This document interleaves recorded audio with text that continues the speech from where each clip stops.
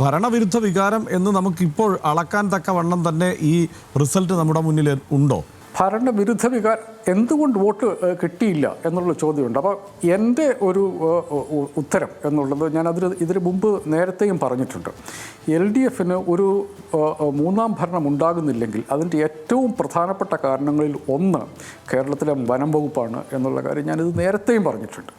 കേരളത്തിലെ ഏകദേശം 40% പഞ്ചായത്തുകളിലെ മനുഷ്യരുടെ ജീവിതം ഏകദേശം ജീവിക്കാൻ പറ്റാത്ത അവസ്ഥയിലേക്ക് ആക്കിയിട്ടുണ്ട്. ഇതിൽ കേന്ദ്ര സർക്കാരിൻ്റെ നിയമമുണ്ട്, അത് ഇംപ്ലിമെൻ്റ് ചെയ്യുന്നതിലെ പ്രശ്നങ്ങളുണ്ട്. പക്ഷേ ഈ ഒരു വലിയ പ്രശ്നത്തോട് അങ്ങേയറ്റം ഇൻസെൻസിറ്റീവായിട്ടാണ് LDF പെരുമാറിയത് എന്നുള്ള കാര്യത്തിൽ എനിക്ക് യാതൊരു സംശയമില്ല.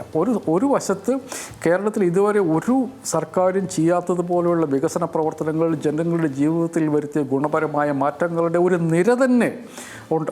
അതിൽ ഇൻകമ്പയറബിൾ അത് താരതമ്യങ്ങളില്ലാത്ത വിധത്തിൽ ഈ സർക്കാർ പ്രവർത്തിച്ചിട്ടുണ്ടെന്നുള്ള കാര്യത്തിൽ ഒരു കേരളത്തിൽ ജീവിക്കുന്ന ഒരാളെന്ന നിലയ്ക്ക് എനിക്ക് യാതൊരു തർക്കവുമില്ല. പക്ഷേ അപ്പോഴും 40% പക്ഷേ എനിക്ക് വളരെ അതിശയകരമായ ഒരു കാര്യം, ഇപ്പോൾ വളരെ സിമ്പിളായിട്ട് പറഞ്ഞാൽ എൻ്റെ നാട്ടിൽ 60 തെങ്ങുള്ള ഒരു മനുഷ്യൻ കടയിൽ പോയി തേങ്ങ വാങ്ങി ജീവിക്കേണ്ട അവസ്ഥ ഉണ്ട് കേരളത്തിൽ.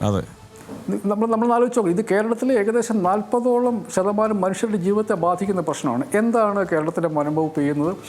ഇതൊന്നും പോരാഞ്ഞിട്ട് അതിൻ്റെ തലയിൽ കൂടെ ഒരു ഫോറസ്റ്റ് അമെൻമെൻറ്റ് ആക്ട് കൊണ്ടുകൊണ്ടുവന്നു. ആ ആക്ട് കൂടെ വന്നിട്ടുണ്ടായിരുന്നെങ്കിൽ സ്വരാജ് ഈ വോട്ട് കൊണ്ട് കിട്ടൂലായിരുന്നു. എനിക്ക് തോന്നുന്നു അവസാന നിമിഷം തീർച്ചയായിട്ടും അവിടെ അൻവറിന് സമാഹരിക്കാൻ കഴിഞ്ഞ വോട്ടുകൾ പ്രധാനമായും ഈ ഒരു പോയിന്റ് വളരെ കൃത്യമായി അവതരിപ്പിച്ചുകൊണ്ടാണ് അൻവർ അവിടെ ക്യാമ്പയിനെ നയിച്ചത്. പ്രധാനമായും ആവർത്തിച്ച് അൻവർ ആദ്യഘട്ടം മുതൽ പറഞ്ഞുകൊണ്ടിരുന്നത് വനം വകുപ്പിനെതിരെയാണ്. ആ കാര്യത്തിൽ അൻവറിന് അവിടെ ഇപ്പോൾ അൻവറിൻ്റെ ഒരു വോട്ട് ഷെയർ എടുത്ത് പരിശോധിക്കുമ്പോൾ മലയോര മേഖലയിൽ നിന്ന് അൻവറിന് കിട്ടിയിരിക്കുന്ന വോട്ട് ഷെയർ നമ്മൾ പരിശോധിക്കുമ്പോൾ ഏതാണ്ട് അങ്ങനെ തന്നെ വേണം നമുക്ക് വിലയിരുത്താനും. മറ്റ് രാഷ്ട്രീയ വിഷയങ്ങൾക്കപ്പുറത്ത് അൻവർ മുന്നോട്ട് വെച്ച പ്രചാരണ വിഷയങ്ങൾക്ക് കൂടി അവിടെ സ്വാധീനം ചെലുത്താൻ കഴിഞ്ഞിട്ടുണ്ടെന്ന് തന്നെ വേണം കരുതാൻ.